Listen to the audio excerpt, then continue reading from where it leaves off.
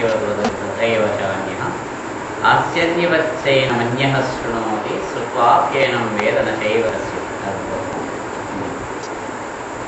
అంటే ఈ దేహంలో ఉండేటువంటి పరమపురుషుడు ఎవరైతే ఉంటారో ఆయన గురించి, ఈ చుట్టూ ఉన్నటువంటి ఆయన సృష్టించినటువంటి ఈ సృష్టి గురించి చాలామంది ఆశ్చర్యంగా చెప్పుకుంటూ ఉంటారు. అంటే వీటన్నిటిలోనూ ఆయన ఉన్నాడు అని చెప్పి ఆశ్చర్యంగా వీటన్నిటిలోనూ ఆయన చూస్తూ ఉంటారు, వింటూ ఉంటారు. అయినప్పటికీ కూడా ఆయన ఏమిటి అనేటువంటి దాని గురించి ఎవరు కూడా తెలుసుకోలేకపోతున్నారు. తెలుసుకోలేరు. అంటే శృత్వాపి కేనం నవేద కశ్చిత్, ఎవరికి కూడా ఇతను అర్థమవుడు. అంటే ఇన్ని దేహాల్లో ఎలాగా ఉంటున్నాడు, ఈ దేహము పోయిన తర్వాత కూడా ఆయన ఎలాగ నిలిచి ఉంటున్నాడు, ఇటువంటిది ఒక పెద్ద ఆశ్చర్యకరమైనటువంటి విషయము. ఇంకా ఆశ్చర్యంగానే ఉంది అని చెప్తూ నిత్యమధ్యోయం దేహే సర్వస్య భాత తస్మాత్ సర్వాణి పురాణి నత్వం స్వచితమర్హసి. మళ్ళీ ముందు చెప్పినటువంటిది ఏదైతే ఉందో దాన్ని ఒక సమ్మరైజ్ చేసి మళ్ళీ చెప్తున్నాడు. అది నీ దేహంలో ఎప్పుడు కూడా నిత్యంగా ఉంటున్నాడు కాబట్టి ఈ ఏ జీవి గురించి అయినా సరే బాధపడవలసినటువంటి అవసరం లేదు. నువ్వు వీళ్ళు మరణిస్తున్నారు, వీళ్ళు మనకి ఇంకా కనిపించలేదు అనేటువంటి భావన ఏదైతే ఉందో దానివల్ల ప్రయోజనం ఏమి కూడా లేదు అని చెప్తున్నాడు. మళ్ళీ సరే, ఇదంతా పక్కన పెట్టు. నువ్వు క్షత్రియుడివి. క్షత్రియుడిగా నీ యొక్క ధర్మం కూడా యుద్ధం చేయడం. అంటే ఎక్కడైనా కనుక ఎవడైనా కనుక తప్పు చేస్తే వాడిని దండించడం అనేటువంటిది క్షత్రియుడి యొక్క కర్తవ్యం. క్షతాత్ త్రాయతే ఇది క్షత్రియ అని ఒక నిర్వచనం దానికి. అంటే ఎక్కడైనా సరే ఒక దెబ్బ కనుక పడుతుంటే ఎవరి మీదైనా సరే అన్యాయంగా కనుక వాళ్ళని రక్షించాల్సినటువంటి బాధ్యత ఉంది. బలహీనులైనటువంటి వాళ్ళని రక్షించవలసినటువంటి బాధ్యత క్షత్రియుడి మీద ఉంది. ధర్మానికి ఎక్కడికైనా సరే బదులుతుంటే దాన్ని భుజబలంతో రక్షించవలసినటువంటి బాధ్యత క్షత్రియుడికి ఉంది. అంటే ధర్మాన్ని నిలబెట్టేటువంటి ప్రయత్నంలో క్షత్రియుడు కనుక అవతలవాడిని చంపితే అది తప్పు కాదు. యుద్ధం అనేటువంటిది క్షత్రియుడికి భగవంతుడు ఇచ్చినటువంటి ఒక బలం లాంటిది.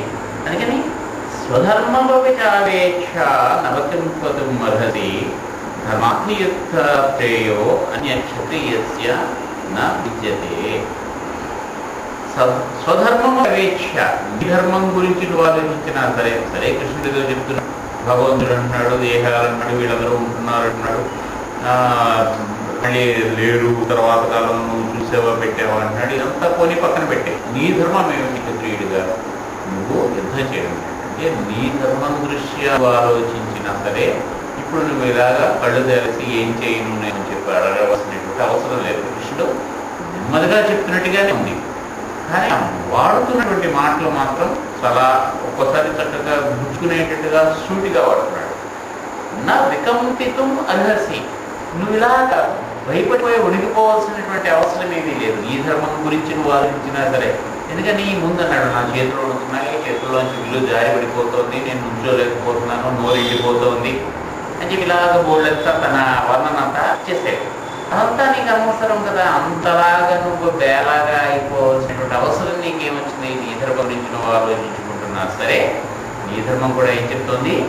ధర్మ్యాత్, అంటే నీ ధర్మం ప్రకారమైనా సరే యుద్ధాత్ శ్రేయ అన్యత్ నా విద్యతే క్షత్రియస్య.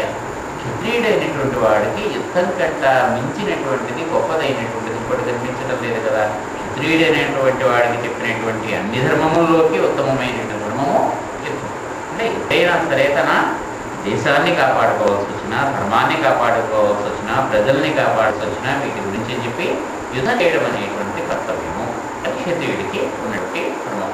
అంటే దాని గురించి ఆలోచించినా సరే, అంటే ఆ విధంగా మనం ఆలోచించినా సరే ఇప్పుడు నువ్వు చెప్తున్నటువంటి మాటలు ఏవైతే ఉన్నాయో ఇవి తగినటువంటివి కావు. ఎందుకని అలాగ కనుక ఆలోచిస్తే కూడా మనకి యదృచ్ఛయా చోపవన్నం స్వర్గద్వారమపావృతం సుఖినః క్షత్రియాః పార్థారభతే యుద్ధమీదృశం. ఇంకా ఎవరికి కూడా లేనటువంటి ఒక గొప్ప అవకాశం, స్వర్గం యొక్క ద్వారములు ఏవైతే ఉన్నాయో అవి తెరిచిపెట్టించేటువంటి ఒక అవకాశం ఈ క్షత్రియుడికి యుద్ధం అనేటువంటి దాని ద్వారా ఏర్పాటు చేయడం అనేటువంటిది జరిగింది. యదృచ్ఛయాచ ఉపపన్నం స్వర్గద్వారం అపావృతం. అంటే మన ప్రయత్నం ఏమీ చేయలేకుండానే, అంటే యుద్ధం రావాలి అనేటువంటి ప్రయత్నం మనం ఏమి చేయం కదా. మనం మన జీవితము మన పద్ధతంలోనూ మనం వెళుతూ ఉంటాం. ఆ శత్రువు అయినటువంటి వాడు మనలో దేనికో ఒక దాని నుంచి దెబ్బలాడిపోతాడు. ఆ దెబ్బలాట అనేటువంటిది నెమ్మదిగా పెరిగి పెద్దదయ్యి అది యుద్ధానికి దారితీస్తుంది.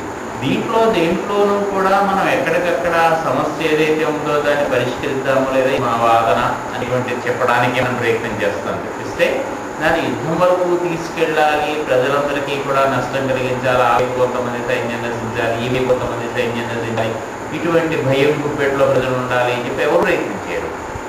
అనుభవం యుద్ధం అనేటువంటిది అనివార్యమైనటువంటి ఒక పరిస్థితిలోకి వచ్చేసి అది మనం పడి దాన్ని ప్రవేశించవలసి వస్తుంది.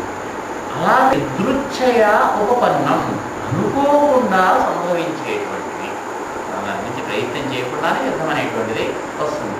ఆ యుద్ధం అనేటువంటి దాంట్లో అది ఎప్పుడైతే వస్తుందో ఇప్పుడు ఒక పక్క ఏం జరుగుతుంటే ఒక పక్క జరిగేటువంటి మేనేమిటి, స్వర్గద్వారం అపావృతం, స్వం యొక్క ద్వారం ఏదైతే ఉందో అది తెరవబడుతుంది.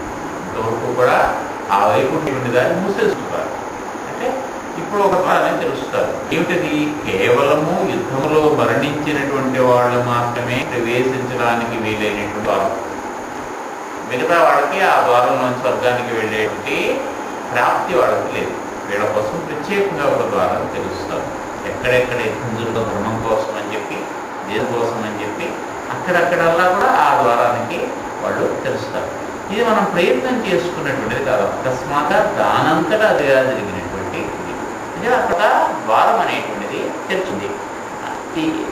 ఎవరు పొందుతారు ఆ ద్వారంలోకి ప్రవేశించేటువంటి అర్హత ఎలాగ పొందుతారంటే సుఖినః క్షత్రియాః, చాలా సంతోషంగా సుఖంగా క్షత్రియులు పొందుతారు. మిగతా వాటి ఎవరికే అవకాశం లేదు.